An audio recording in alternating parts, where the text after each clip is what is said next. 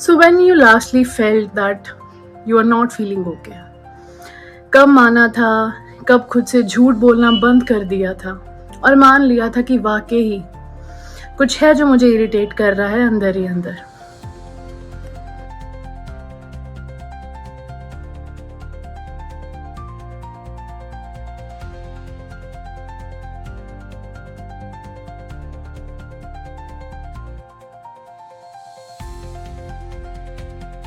तो आपने किया क्या?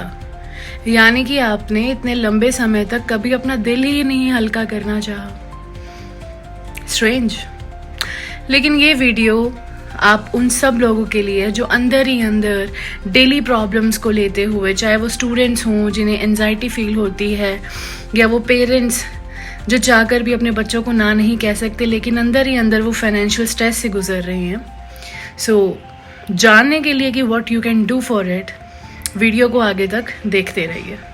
तो ऐसे कुछ बहुत से टॉपिक्स हैं जिस पे अक्सर कोई बात नहीं करता, जैसे स्टूडेंट्स का पढ़ाई और करियर के टाइम एंजाइटी को फील करना, पेरेंट्स का फाइनेंशियल स्ट्रेस के टाइम पर भी अपने बच्चों को ना कह पाना, लेकिन कहीं ना कहीं वो रोज़ रात को सो नहीं पाते फाइनेंशियल स्ट्रेस के कारण, और बड़े बुजुर्गों का इनविजिबल फील करना क्योंकि उन्हें कोई टाइम देने के लिए नहीं है, और जो एम्प्लॉयज़ हैं या वर्कर्स हैं वो ये प्रिटेंड करें कि उनकी लाइफ में सब कुछ स्टेबल है, सब कुछ बहुत नॉर्मल है।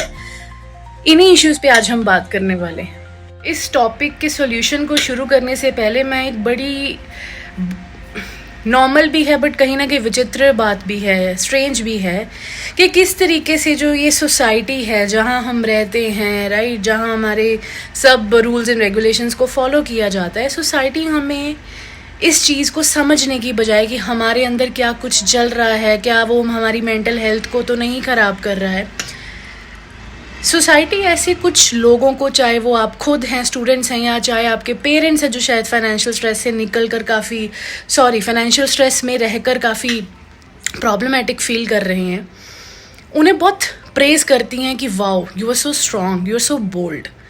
ये सबसे, मेरे हिसाब से ये सबसे एक घटिया टर्म है किसी भी ह्यूमन बीइंग के लिए यूज़ करना।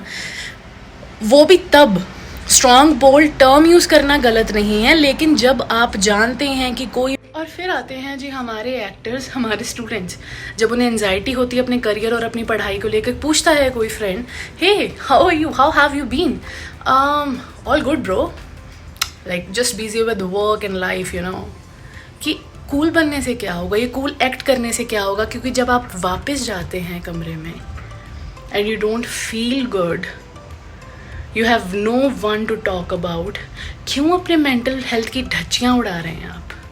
क्यों नहीं सच सच बता देते कि bro I need to talk to you, मुझे कुछ बात करनी है तेरे से, मैं ये नहीं फील कर रहा, मुझे ऐसे लग रहा है मैं पीछे रह गया हूँ। ज़्यादा से ज़्यादा क्या होगा, एक दोस्त नहीं समझ पाएगा तो दूसरा समझेगा। इसीलिए स्ट्रेस को घटाइए, ना कि बढ़ाइए। और फिर आते हैं हमारे बहुत ही प्यारे लेकिन कहीं ना कहीं पुराने एक्टर्स, जब वो की प्रॉब्लम में होते हैं, वो है हमारे पेरेंट्स।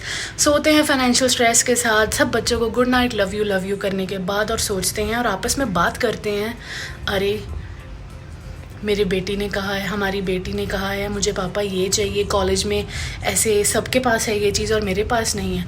अरे तो अपने बच्चे को समझाओ वो किस फाइनेंशियल बैकग्राउंड से आता है, उसे एडजस्ट करना आना चाहिए, एंड इट्स ओके अगर कोई भी चीज़ वो लेना चाहे तो वो महीने बाद उसे मिल जाए। आपको क्यों स्ट्रेस लेना है? और अगर आपको स्ट्रेस हो रहा है तो बैठिए और अपने बच्चों से बात कीजिए और उन्हें अपनी एक्चुअल फाइनेंशियल कंडीशन के बारे में बताइए। I hope that when you are not okay, you talk to your children about it. यही कहने का मतलब है मेरा इस वीडियो के माध्यम से। मेरा ये वीडियो बनाने का सिर्फ एक ही मोटिव था कि अगर आपको लगता है आपके जाने चाहने वाले, आपके नियर एंड डियर वंस वाकई किसी इस प्रॉब्लम तो नहीं है, जस्ट अ फेज़, अगर वो निकल रहे हैं तो why not to help them. बात करो और ख़ुद भी बात करो, क्यों सफ़र करना है, क्यों अपने इतने दिन ख़राब करने हैं आपको। अब बात करो और अपनी लाइफ को जियो। In the end all I am trying to say कि whenever you feel that you are stressed, you are getting emotionally drained, talk out loud. Thank you. Thank you for watching.